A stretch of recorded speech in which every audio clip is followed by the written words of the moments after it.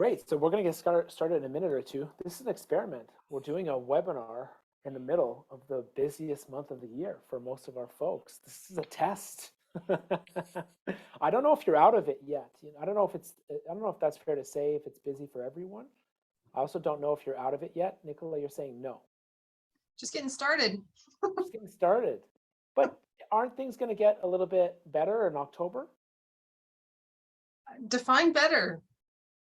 You define it for me. You told me you're busy in September. Busy means busier than other times. Am I right? Yeah, I would probably say January is the busiest time of year for me. Just there's grad school applications at that time of year too, so you get inundated. But right now it's teachers college, med school applications, law school interests, and then just the general panic of not having a job title picked out so that they know what they're doing when they graduate. Okay, good description. Good. I've seriously, I probably had 9 conversations in the last 2 days on that topic. Yeah. Wow. Okay. Gotcha. Well, thanks for doing the good work. That's what we need.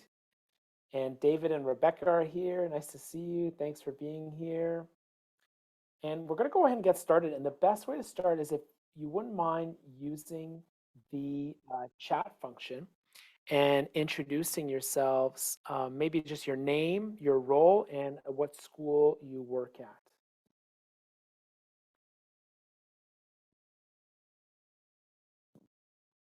And for some reason, well, I think because people are so busy, a lot of people ask me about the recording. So we always record these webinars and we post them on our YouTube channel.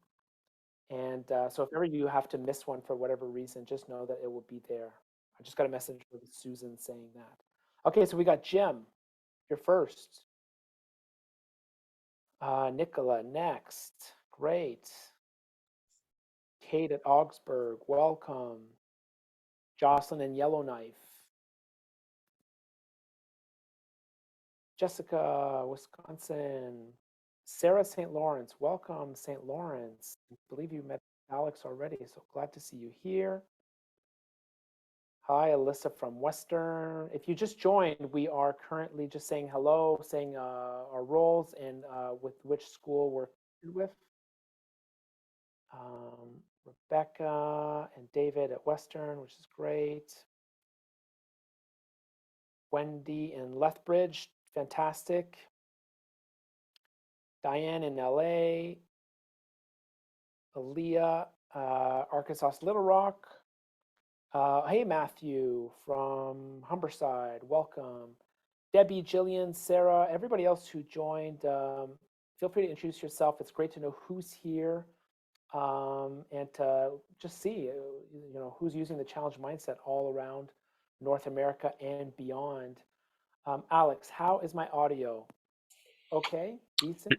You're doing good. Just make sure to speak into the mic. Okay, great. Perfect. Okay, so what I had on the agenda for today, I called it Challenge Mindset Do's and Don'ts. Over the last 5 years almost, there's been so much input from students, educators, higher ed, K-12, on how to use the challenge cards, what works, what doesn't work. And I wanted to share some reflection points with you in regards to their feedback, because I've learned a lot from what they've told me has worked and what they told me hasn't worked. I've used the cards myself a lot, have seen what worked for me and what didn't work for me, and I'm very open and willing to share my mistakes, and that hopefully will help your practice with your students to just deepen the work that you're doing and have an even greater impact using the challenge cards. And to do that, I'm going to share my screen with you. Okay. Thank you. So I picked out 6, by the way, 6 do's and don'ts. I call them reflection points that I want to work on. And I also made the space for breakout rooms today to talk about each other's goals with the challenge cards and as well as our obstacles. So I'm very interested to get your input in all of those sections. For those of you who are joining for the first time this webinar, SparkPath is a mission-focused company that wants to help students reach their full potential. We do that by helping them take ownership of their future so they can create a meaningful career. And we've helped over 100 schools with our digital challenge cards. Over 40,000 students have done the digital challenge card sort, and there's over 25,000 physical challenge cards in use all over the world, thanks to all of you and the work that you do with your students. These reflection points, like I said, I came up with feedback, and my goal is to present them to you and then get your feedback again in terms of how you apply this in your practice, what works or what doesn't work. So without further ado, let's jump in.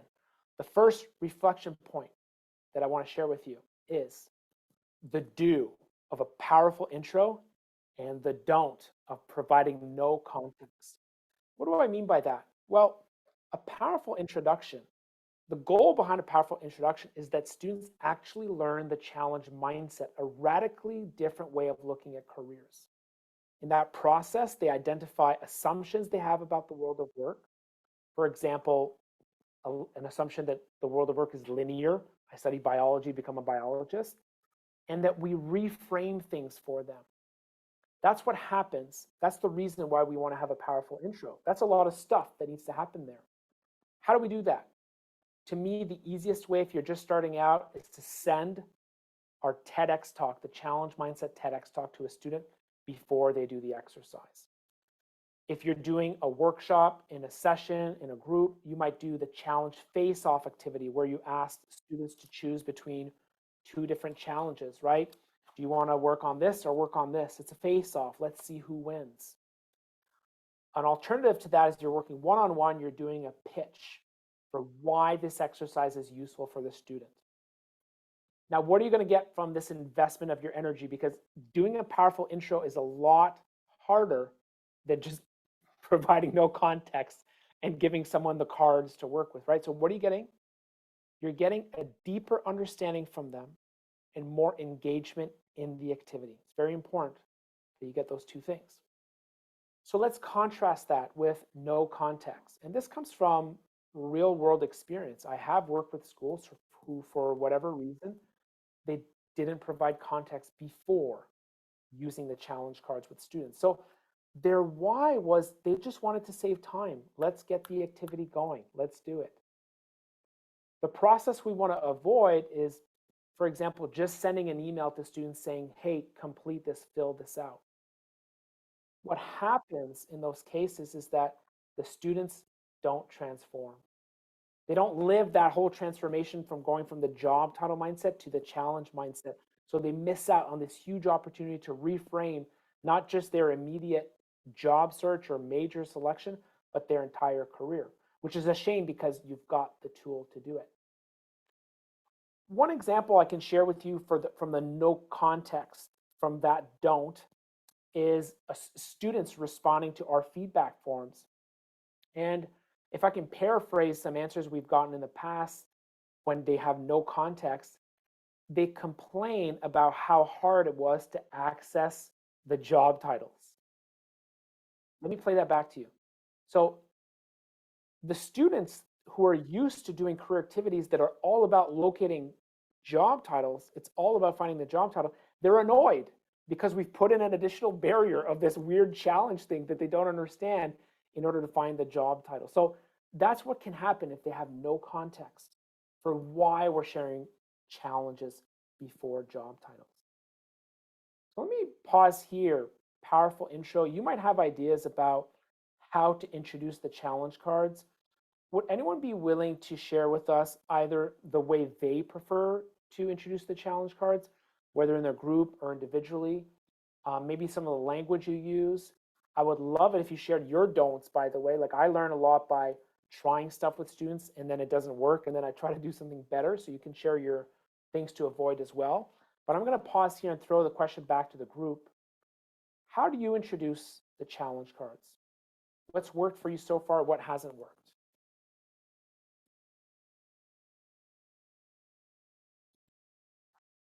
Couple ways to respond. Number one, through the chat. Number two, just unmute. We've got a good sized group. If you want to unmute and just dive in with your answer, that's a great way to do that as well. Hi, JP. It's Joan. Hey, Joan, I didn't see you. Oh, great. Thanks I for got being here here. late. I used the face off with 10th graders and they loved it. That's great. And we were in a large lab setting where we did 3 different face offs, I think. I like that number, Joan. How long did it take? It was maybe 10 minutes at the most. We did a little dialogue afterwards, like why, for the group that was on the one side, why did they go there? And the group on the other side. And we did that for each of the 3. And it worked really well. It got them up moving, but it also got them talking about challenges that they don't usually do. Okay, I love it, Joan. So that was with 10th graders. Thanks for sharing that example. I've seen that done with, I do that at adults at conferences. I've seen that done in higher ed. 10 minutes to me, that's the minimum amount of time I've seen. It tells me that you're probably an efficient facilitator, Joan, so well done. Well, I'm giving you a compliment. I don't know if but like, I think so. I've seen this done too long, Joan. If you're doing this activity for 45 minutes, for 30 minutes, I don't know if it's worth it, right? Because I think the goal of the face-off is just setting them up, right? This challenge versus this challenge. Imagine being in a room. Imagine being in a university lecture hall. You've got people standing up. They go to one side of the room or the other.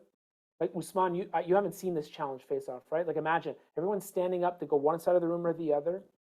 So there's momentum. There's social like pressure. Like where should I go? Where are my friends going? And then they say, here's why I chose what I chose. And there can have little debates, and it raises the energy around the urgency of this.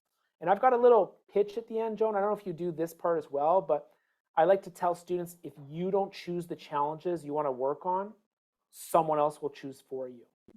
That's my bold message for them at the end of the face-off. And then they're like, oh, I better go choose my challenges. And then we do the card sort activity. So I like that as a powerful intro. Thanks for sharing, Joan. Anybody else want to share how they use it? I'm going to look at the chat. Matthew says, I do it one-on-one, and the pitch works well for me. Matthew, let me know if you've got any words or things that you include, things you say or things you don't say. I've got a couple slides later in this, just to give you a heads up, I've got a couple slides later in this webinar about some things not to say during the pitch, and I'll want you to weigh in on that. And then Jessica says, I typically use the face-off activity with college students, most of them first-year students, and it's always worked well for me too. Okay, great, just like Joan, just at a different level. Anybody else want to add in before we move on? Nicola, please. So often it's a one-on-one situation and I'm limited on time, 30-minute sessions. So they're talking to me about needing to choose a job title and sharing some of that anxiety with me. And I say, can I suggest a reframe for you? And then I talk about how all employers are working on some kind of challenge, right? That they're creating opportunities, they're solving problems, and then we do that through products and services. So I set up now the frame that all employers are engaged in a challenge. And so maybe instead of looking for the job title that's helping them solve those problems and create those opportunities, we plug in first through our interest areas about what challenges are sparking us, like what things do we want to work on. And from that place, we can research what who those organizations are and the ones that are working on the problem in the way that you want to work on it. And then we can look for the job titles. That sounds like your summary sounds like a 60-second pitch, a 90-second pitch. Is number one, is it that short in real life, Nicola? And number two, how many of your students get it as soon as that? Is it 50% get it, the other 50% are just interested enough to keep going, or 75% get it? What would you say? I mean, it's hard to say, but what would you? Yeah, anecdotally, I'd say the majority get it. Certainly some might need more time to digest, or they're still hung up on a job title that they can't let go of. And so we need to resolve that piece first. But yeah, I think that pitch, if it was 60 seconds, I don't know what it was, but that's generally how I explain it to them.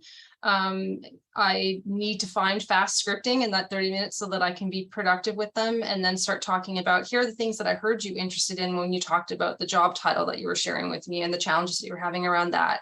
And then I might bring in, they've probably shared with me too about the program that they're taking. So I think I start to say to them, when we're when we're acquiring knowledge, it's shaping how we see the world and how we want to bring ourselves to the world. So as a philosophy student, you might ask a lot of questions, right? So how does asking questions help you solve these problems? Like, how would you want to use that skill set or that way of bringing yourself to the world? So you sort of engage them with something that they're already plugged into within themselves. Thank you. That's great. Hearing your language, I hope that gives everyone else some ideas, because you've been using this for quite a while. So I know you're open to sharing your ideas with others. So if anyone wants to steal Nicola's language, I think she'll be happy. So feel free. Did you tell me about the 2-hour job search, Nicola? Was that you or somebody else? That doesn't sound familiar. That doesn't sound familiar. A 2-hour job search. I'd like to learn how to do that. Well, you know what? You know what it reminds me of is the 4-hour work week from Tim Ferriss. The point is not like you're going to work 4 hours a week, and the point is not a 2-hour job search. It's just a, just a way to hook people into a different idea. But this was from Steve Dalton, who is a career services director at Duke. Duke, I believe, maybe Duke Business School, just left. And it just talks about speed, Nicola. Like you talk about speed, and I think our wisdom as career practitioners is balancing the need for depth, slowness, and speed and action. And that's a really difficult thing to balance, right? In your appointments and meeting students' needs and going deep enough. But anyways, I'm mentioning that book because when I read that book, it gave me a lot of ideas about where I can accelerate and go way faster in my practice. And I've already thought about a lot of ways to slow down. And I'm going to talk a lot about speed today in the do's and don'ts. Go ahead. If I could add to that, I think in terms of the balance there, one of the things that I bring in my own mindset is that I'm not trying to help them solve the problem today. Like, it's not a 30-minute conversation. I often say that to them as well, right? But that what I'm going to share with you is more about career building skills, right? How you can, and what I'll share with you is a repeatable process that you'll probably utilize again and again throughout your life and throughout your career. So even if you don't land on the perfect thing, the process is helping you learn how to keep going until you find the perfect thing.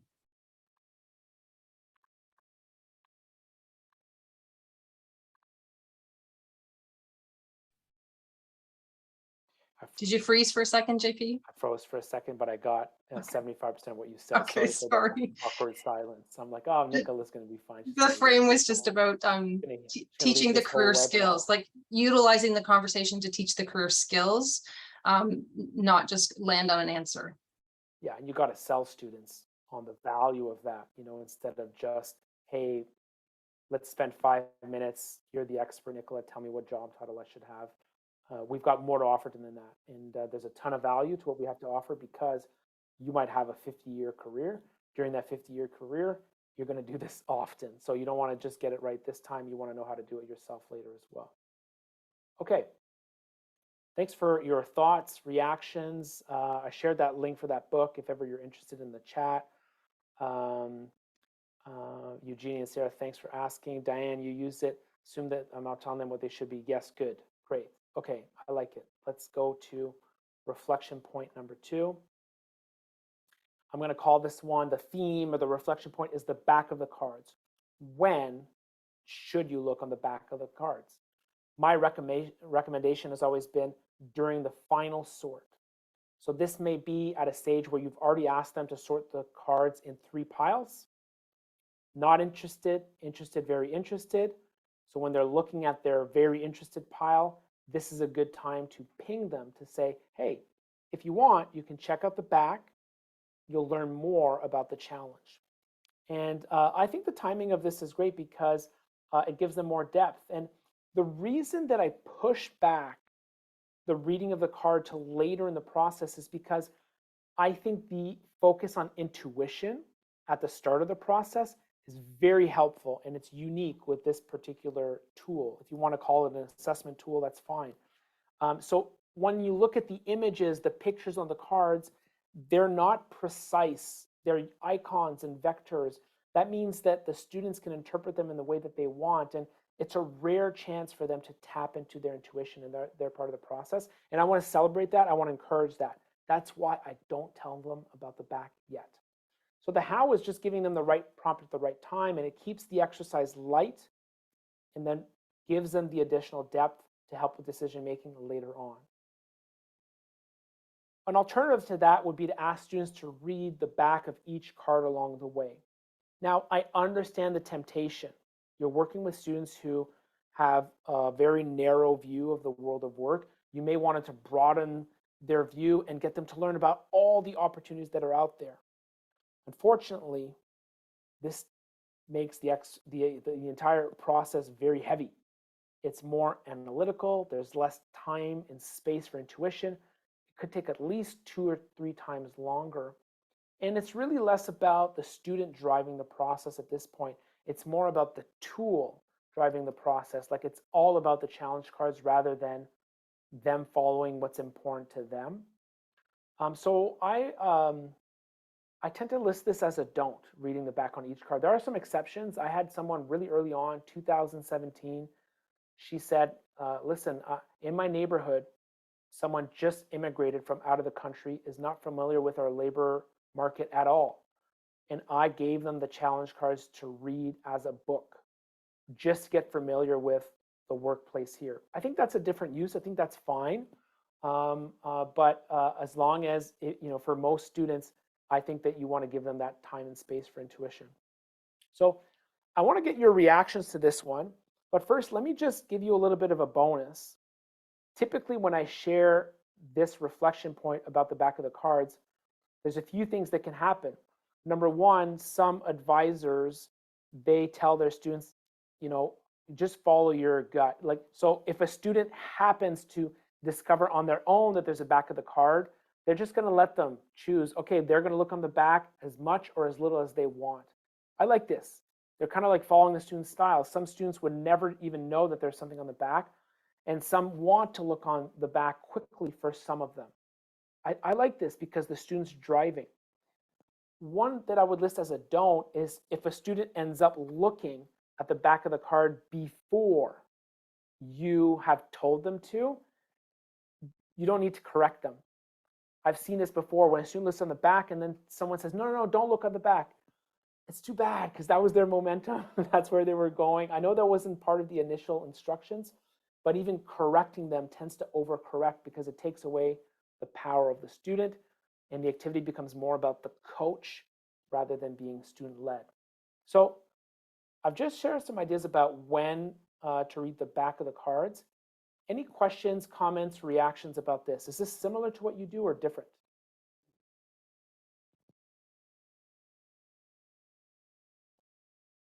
Or maybe today is the first day I tell you that there's a back of the cards and you didn't know.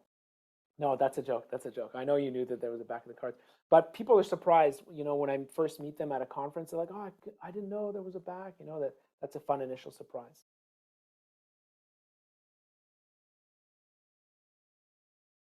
I'm assuming alignment. I'm assuming this is not very different than what you do. No big surprises there. Great. Okay. In that case, let's move on. Let's go to the next one. The next reflection point I have for you is about reflection itself. Okay. So how do you make space and time for reflection? To me, it's the most important part of the challenge cards activity. The cards are fun, but they're meant to be a catalyst, not an end in itself. So why is reflection so important?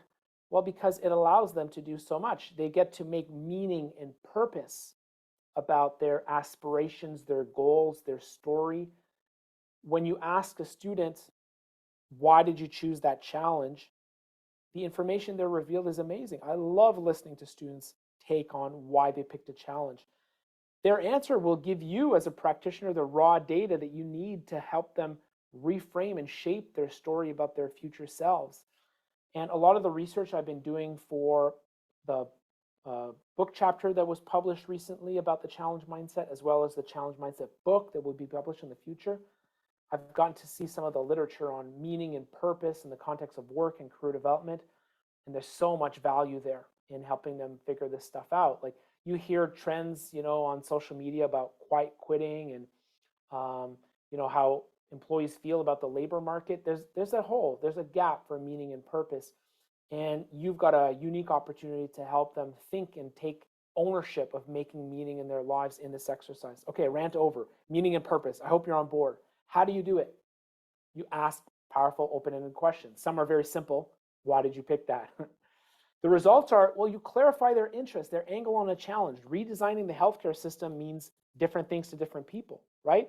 If someone picks communicate ideas and emotions, that can mean a lot of different things. So you want to get deeper before you move on. And for them, when they speak about their choice, it crystallizes the choice. It anchors it in their mind. Some of you have studied learning theories and adult learning. Getting to articulate, is part of the learning experience. What's the alternative to doing this great reflection? Not doing any at all. It's going straight to action. I've seen that done as well. So why would you go straight to action? Well, maybe it's desire for speed that we talked about. Someone wants to find a job, let's get them right to it. So the process we want to avoid is skipping directly to the next step, which could be research, could be searching for a job, etc. What can happen? Well, the student might not have the motivation to do that hard work that's coming up. They might stay connected to just the job titles, which was their initial problem, and they've got no focus on the bigger picture. So we've seen the importance of reflection. How do you do it though? Can you tell me what are your favorite questions to ask after the sort? I'm going to put this question in the chat. So what are your favorite questions to ask after the sort? I give you one. Which challenge did you pick? And I'm just going to read Celeste's comment here in the meantime while you write in your challenges or unmute. Celeste, I like to focus on the student driving the process. How do people build this in when done in a group setting? Okay, let's come back to that, Celeste. Come right back to that afterwards. And Sarah, let's go to yours, Sarah. That's a popular one. Why they didn't pick a challenge can be illuminating. And I like this because, is it Carl Jung who said something about what you learn so much about what you hate? I don't know if this is the same thing, but from a personality perspective, I'm a big believer in this. Even when I was doing leadership coaching with leaders, the attributes they didn't like in others often was a mirror into something unique about themselves. So I don't know if that's the same way you see it, Sarah, but would you mind expanding on that and telling us, well, first of all, how do you make the time for that? Because they didn't choose a lot of cards. And then what kind of things have you heard that were illuminating? I think it would just get things going a little bit, because I think as humans, we default to the negative. And I think sometimes we might be scared to say what we want. Like whenever a client, and it's usually after a few sessions, once they actually share their little tiny hope for what they will do long term, it's like I get off the call and I'm like, yes, they actually honored me by sharing that they want a food truck one day. Because then it allows me to say, okay, how can we get there? What kind of experiences can we get so that you can find yourself? So people are scared to share what they want because we might have some kind of motive, or that holds them accountable, which is extremely scary, to be held accountable if they say that what they want and then we keep on at them. So by letting them default to their negative, it still helps us to get to know them a little bit, and they can trust us, and we're like, oh, that, blah, blah, blah. Oh, you help me imagine not one person, but like several people that you would see. And I think you made me realize that sometimes I have the assumption that this is always going to work great with people who, unlike your example, Sarah, would tell me on the first date, this is exactly what I want. That's not who we help. Our expertise is helping people who are struggling with this. We've developed an expertise to help people who find it difficult to talk about things, who are reluctant to share their dreams. In those situations, how can you get the ball rolling? That's when your question comes in. That's really cool. I like that, Sarah. Thank you. You really helped me think about it from a different perspective. I'm going to add Matthew and Jillian's comments here. Matthew asks, what do you notice about your choices? Ooh, open-ended. I'm gonna guess, Matthew, that people might make connections. Do you mind expanding on that? Like, is that something that can happen? They make connections between different challenges? Yes, sometimes they see commonalities between them or certain themes. I also had, some students point out that, maybe this one's more of a hobby. Maybe this is something I'd like to do, but this is something I'd like to pursue as a career.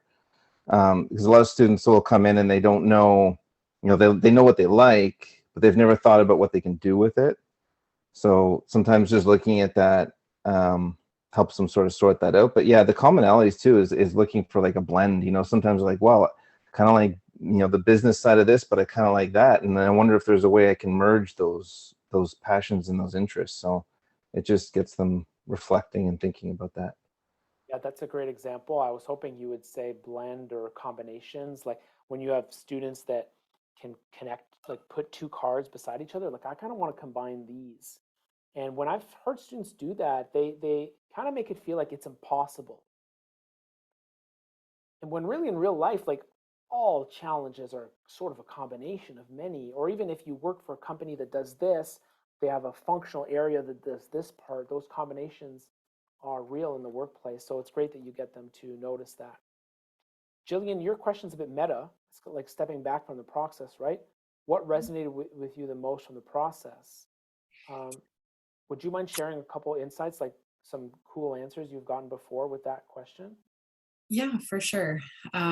Yeah, some of one of the couple of things kind of stand out is sometimes it really helps with clarifying people. So I work with alumni, and a lot of them are going through career transitions, but not really sure where to start. So oftentimes going through the cards and ending up with them can help clarify what's really most important to them. So it's kind of that idea of like the prioritization and developing new ideas. But even before then, what they start noticing is like patterns and themes of what they're passing up or like what they're kind of putting to the side. And that I feel like it's been is often like a pretty it's a process that I guess is highlights their like that their choices are meaningful. I'm not sure how to say that, but it resonates a lot with them in terms of um, owning what they're and feeling, I guess, empowered to choose what they really want to see. Empowered to choose. I like that phrase. Thank you. Okay, and then Nicola, you've got some classic questions that you've developed over the years that you like to ask. So thanks for sharing them here. Anyone who is looking for some ideas, please copy paste these. Thanks, Nicola, for sharing them generously with folks. I think they're terrific. And then let's go back to yours, Celeste, before we move on. We want the students to be at the heart of the process. How do you do that when you're in a group setting? I've got a few ideas for you, but let me open up to the group. I don't know if you see that question in the chat. It says, I like to focus on the student driving the process. How do you build this when it's done in a group setting? How do you make sure that the student is driving, is in charge, they're empowered to make the choice? Any ideas and suggestions from the group?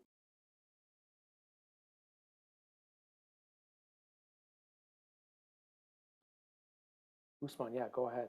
Involve and engage with your audience, and also to be able to honor multiple truths and perspectives. So if someone has a difference of opinion or different perspective, being able to validate the person and the students' view in terms of how they perceive what they're doing, and also in terms of career development process, being able to understand that it's multidimensional and that each student is going to have a different view, and being able to sort of give value to each of those in a group setting. Thanks for sharing that. You made me think that we want to create some activities or some reflection that can generate those differences that you just mentioned, Usman, right? So they're either shared with the group, the large group, shared in a smaller group, like a subset, or shared, written alone, like by themselves. And then how will you react, to those different ways of looking at things? Well, validating their perspective is an important part of that. Thank you. Yeah, I think creating safety and trust is also fundamental in a group setting as well. So being able to develop those along the process. Yeah, especially in our case, we're working with students who think All of my friends have figured this out. Everybody else is, got locked into a job title, and except me, and I'm late. I'm 18 and I haven't figured this out. What's wrong with me? We got to create safety because there's a lot of anxiety attached to this. You work with some students who are incurring student debt. So we want to make it a safe space for them. Thanks for sharing that. Let me move on to my next reflection point. I'm going to call this interdisciplinary. What do I mean by that? Well, when I designed the challenge cards, I wanted to make them colorful and fun, and I created these themes with colors: green for environment, purple for technology. And at first, I just thought that was a neat way of adding colors. But I've seen this idea taken too far. Let me explain. This is not completely a dichotomy, but just please follow me for this idea. One thing I'd like to celebrate with the challenge mindset is the freedom to explore the interdisciplinary nature of work. Well, why? In the real world of work, it takes an interdisciplinary approach. We need all sorts of different contributions. Who protects society from crime? If we leave this up to 100%, our police officers, or 100% to our lawyers, they're not going to be any good. You need multiple contributions to protect society from crime. So you can generate this type of thinking by asking students who could contribute to this challenge, who else, and then encourage them to be a bit more wild in their thinking. How can a computer scientist help with cybercrime? The result is that now you're breaking the mold. The students thinking in a much more flexible way, less linear. They're going to be way more open-minded in their job search process and their major research, etc. That's staying true to the interdisciplinary nature of work. The opposite of that is to orient them towards career clusters or career industries. When I've failed as a presenter to communicate my message, I've gotten messages like, oh, this is challenge cards. That's like career clusters, isn't it? It's not. I could have done a better job of presenting. Maybe I was off that day, right? Where does this come from? Well, we have a desire to match students. That's the past paradigm, right?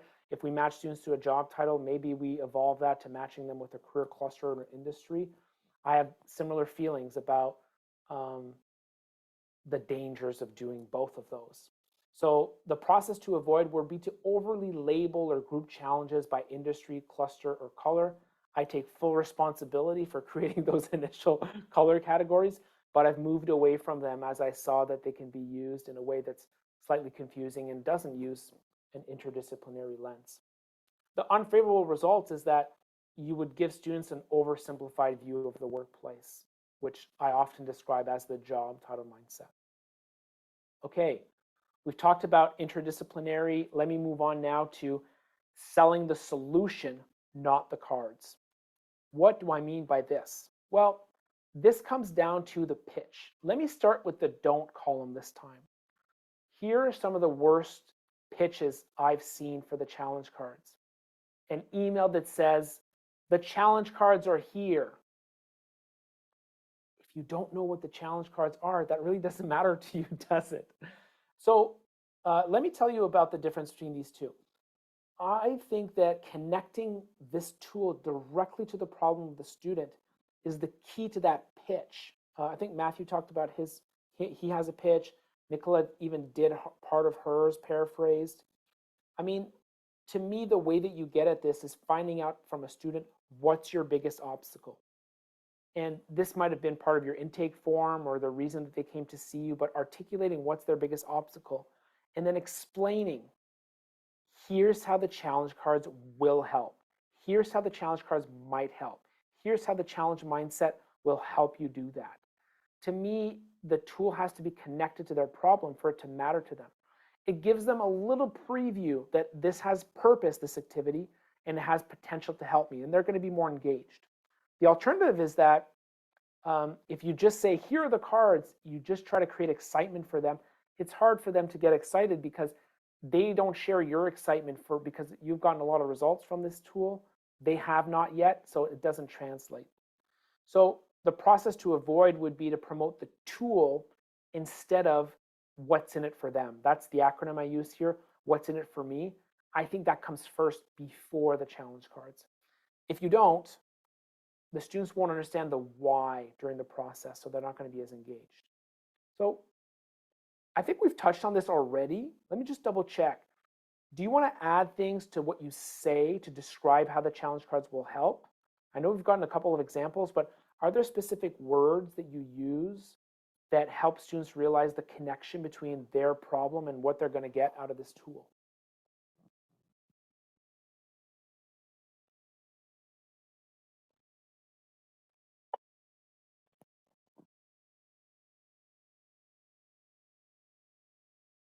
I'll give you a couple while you're thinking. If I have a student that says, I really want to get a job, I might say, well, an important part of getting a job is understanding what's the problem that the companies you're applying to are trying to solve. And the first step to understanding these challenges is to go through the challenge cards. So that's even less than a 60, 90-second version. Maybe that's a 2-3 sentence version that may be appropriate in some cases, but that would be an example of how I make the connection with them before we start the activity. Any other comments on that one before we move on?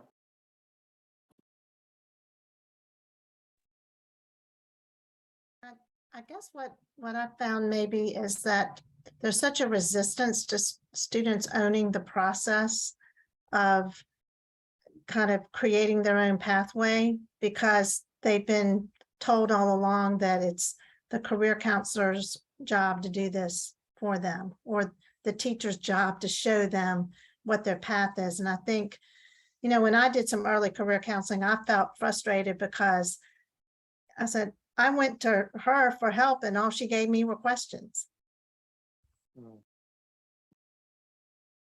So tell me more, Celeste. What do you do about that?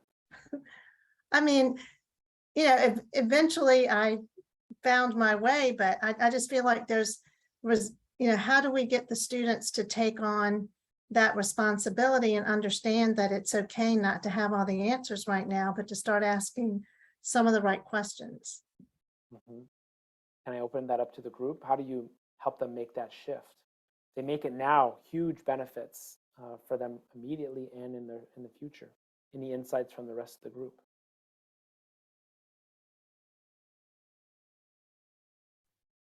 I think Celeste brings up a really good point, because all through school, we just talk about careers. We don't talk about this. So it's like moving that school bus back earlier, where we talk about those big problems where kids get careers in their head and they can't let go of that. So it's a process, and I struggle with that too. Like, how do we, or where do we start that to keep it broad? Because they go real narrow. And we need to start broad and then let them narrow as they go through life. But it's a challenge. It's a challenge. Yeah. Anybody else? I think normalizing exploration and also indecision, it's very common for college students to experience career indecision versus someone who might be feeling chronically indecisive or anxious, and being able to sort of normalize that process, that it's okay to be where you are at, it's okay to be exploring, and career decision making and career development is not an overnight process, and you be okay to take it one step at a time, and encouraging them to sort of explore and seek out the knowledge and information on their own as well, and as well as elements of CBT, being able to incorporate homework for students if it seems appropriate, to helping them find their own answers and doing their own research on their own time. Yeah. It's funny, while you were saying that, Sarah put in a comment, and in your two reactions, I saw like two sides of me come out. One is like, when Usman, when you said that, I'm like, oh, you know how I'm going to normalize things? I'm going to show them statistics to show them how, how normal or how frequent indecision is. It's like you had to I can intellectualize this process and show them the facts. But Sarah had this other side of me that just wants to be really playful and really fun and make them responsible by just kind of poking a little bit and laughing and so I think there's value in both, and I've use both approaches in my coaching, and the wisdom is figuring out who's going to respond to both, of those different approaches at the best time. Okay, let's move on. I got one more to show you, and I want to go back after that. Jessica, let me just give you a 30-second version of the face-off activity. So you got two challenge. So you've got a group in front of you, okay? And you ask them to compare two challenges. This might be on a PowerPoint slide, okay? So they're saying, would you rather reverse engineer the brain or create new food and food systems? And then you ask everyone to vote with their feet to go to one side of the room or the other based on which challenge they want to work on. And it generates a lot of energy, a lot of good conversation, and it shows them, an introduction to choosing challenges. And if you want, after this meeting, I can send you some videos where we've done this at conferences, for example, just so you see how it's played out. We've also got it in our educator guide with some instructions as well. Okay, so let me share one more reflection point, and then I want to get to our breakout question. My last reflection point is about more than one type. Now, let me start with the don'ts here. I think from a branding perspective, a lot of folks see alignment between the challenge cards and students who are lost. I have no idea what I want to do. Oh, for those students, we use the challenge cards. I agree, it's a great fit. However, using the challenge cards only with that type of student, to me, is a missed opportunity, because there's many different students who need help. A lot of students need to see the bigger picture to reach whatever goal they have, even if they're locked into one job title.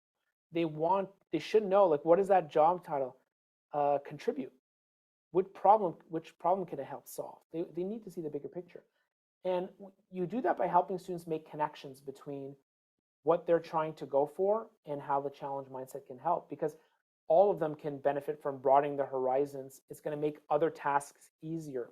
Employer research, networking, writing your cover letter, all of that will be helped if you approach it with a challenge mindset rather than a job title mindset. For schools who only use it with students who are lost, that may be because they're looking for, which assessment tool fits for what student, and it's a little bit of a linear connection. The process to avoid is just using it with that subset, because I think it's a missed opportunity, as I described. Okay, all right. I'm going to skip this question, who shouldn't use the challenge cards, because I really want to get to the next stage, which I would like to do a breakout room activity with you. And why are we doing a breakout room activity? Well, I've got a lot of requests from others who want to connect with new people in the challenge mindset community. And the prompts that I've given you today for a very short 8-minute session is to surface questions and issues, share ideas, and make connections. This is what could happen in the 8 minutes that we've got set up together. And the 2 questions I've got for you, I'm going to add them to the chat, but feel free to write them down if you're someone who thinks by writing. I've got 2 questions for you. One's about goals and one's about obstacles. Number 1, what are your goals for the challenge mindset this year? Who do you want to use the cards with? How many students? What workshop is coming up? It could be any of the above. And then next, what's your biggest obstacle to using the challenge cards? Maybe you have never used them before, so you're looking for that first student. Maybe you're trying to bring this to faculty on campus. What are you struggling with the most? And to me, I think you'll only have the time to talk about one of these 2 questions. So I would advise you to pick the one that resonates the most with you. Before I click on my little button to do breakout rooms, what questions do you have for me about this exercise?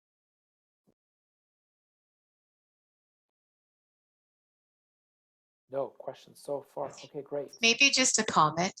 Please. I think that I don't use these cards for students. I think that they can be used for professionals just to help identify, like you had just said before, if you're already in a career, you can figure out what challenges you can, like you said, if you don't tell a boss what you're into, they're not going to give it to you. So you're actually underusing these cards. I work with actually clients that are leaving WorkSafe. Anyways, I think they're underused. Not only students can use them. I think professionals. Thank you, Sarah. Yeah. I take that as a compliment. And you should know that the choice to talk about students and focus on students is just from a, let's call it a product market fit, business development perspective, just adding focus. However, as a tool for practitioners, this is used by a lot of practitioners working workplaces with adults. It works, the results are there. Will I speak more to that or add more materials for adults in the future? Absolutely, I plan to. Just scaffolding the growth of it. But in terms of alignment, I think you're dead on, you're right there. I mean, I worked with a lot of leaders in the past because of my consulting background, and I think you're right. Okay, I said 8 minutes, but we're going to go down to 7 minutes. I'm putting you in breakout rooms. Let me know if you're stuck somewhere. Alex and I are here to troubleshoot. I'll see you in 7 minutes. Thanks.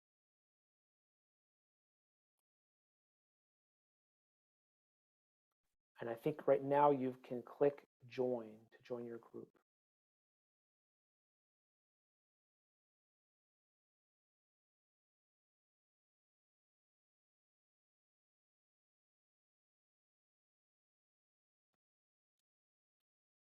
Okay, so I've got Debbie, Wendy, and Tanya and Marta. Maybe you're just here because you're recording this on your own end, so that's okay, no problem. I'm just gonna see if I can move Jim to room 3 to accommodate. And Joan, I might move you to room 5.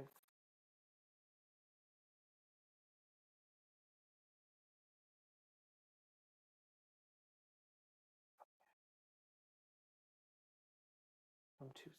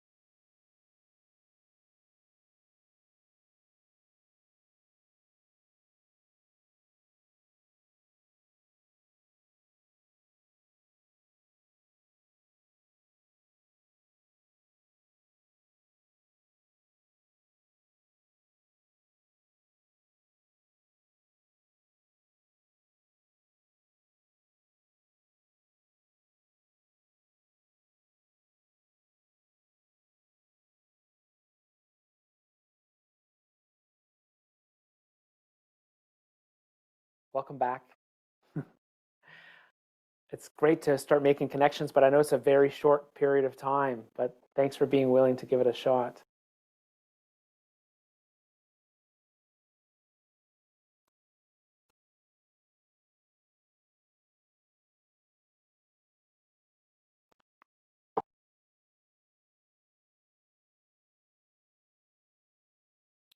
Welcome back, Jim. Welcome back, Jessica.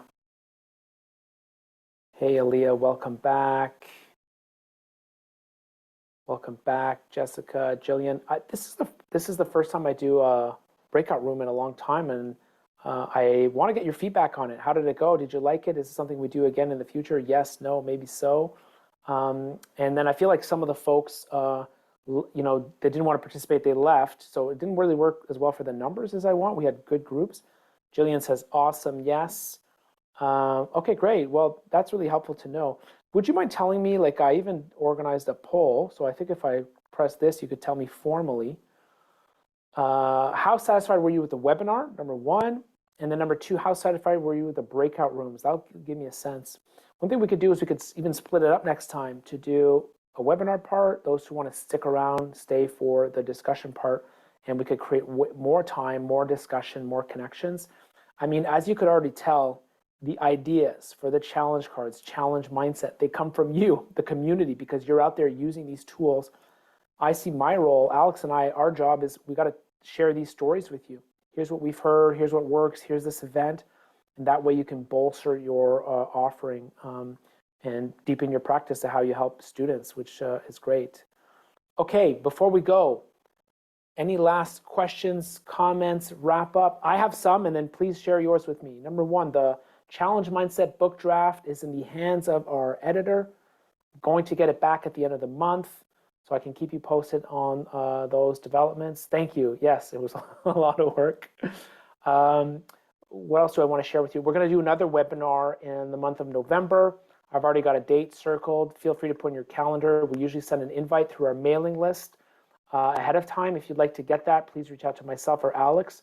But the next webinar will be on November 1st at 4 p.m. And Joan, yes, I love sharing the slide deck. I didn't do it today, but if you just give me 30 seconds, I'll do that now.